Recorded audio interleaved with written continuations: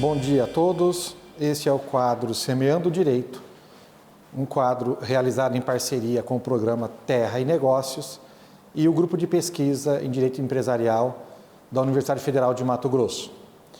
Dentre os temas que estamos tratando, a gente escolheu hoje uma temática envolvendo a questão da Lei 11.101 de 2005, que é a lei que trata da recuperação de empresas, da recuperação judicial ou extrajudicial de empresas.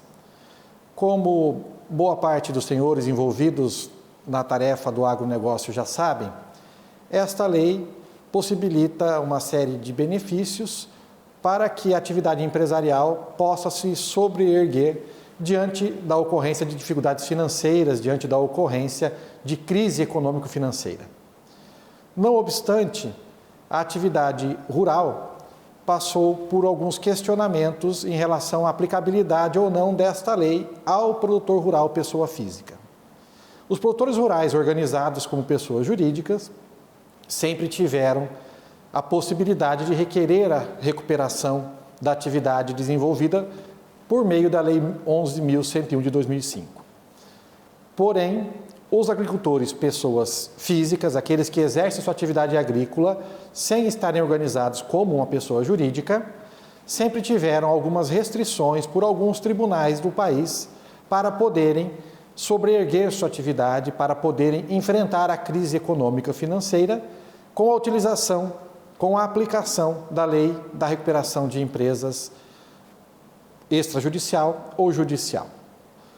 Nos últimos tempos, mais recentemente, o Superior Tribunal de Justiça acabou por entender ser aplicável o regime de recuperação de empresas aos produtores rurais, pessoas físicas, mesmo que não estivessem registrados como empresários, organizados como pessoas jurídicas empresárias há mais de 2 anos. Ou seja, houve uma flexibilização, uma adequação na interpretação da norma, entendendo que os produtores rurais que exercem a sua atividade, ainda que como produtores rurais, pessoas físicas, podem também buscar a recuperação, buscar enfrentar a crise econômico-financeira por meio de alguns benefícios que a Lei 11.101 de 2005 lhe proporciona. A reação a essa possibilidade de entendimento ao STJ está sendo praticamente imediata com a modificação de alguns institutos jurídicos. Nós tivemos recentemente a entrada em vigor da Lei 13.986 de 2020, que é a chamada Lei do Agro. Esta lei, no seu artigo 10, parágrafo 4º, trata sobre a não aplicabilidade da recuperação judicial nas hipóteses em que o produtor rural tenha constituído o chamado patrimônio de afetação. O patrimônio de afetação nada mais é do que a segregação de parte do imóvel rural ou da sua integralidade, como bem desejar o produtor rural, para que sejam constituídos sobre este patrimônio garantias em favor dos credores que financiam a atividade agrícola. A Lei 13.986 de 2020 fala expressamente que a constituição de garantia por CPR, nos casos em que a CPR estará incidindo sobre o patrimônio de afetação, que nesta hipótese não há a incidência da recuperação judicial. Ou seja, a garantia por CPR instituída no patrimônio de afetação não estará abrangida pela recuperação judicial que eventualmente o produtor venha a requerer.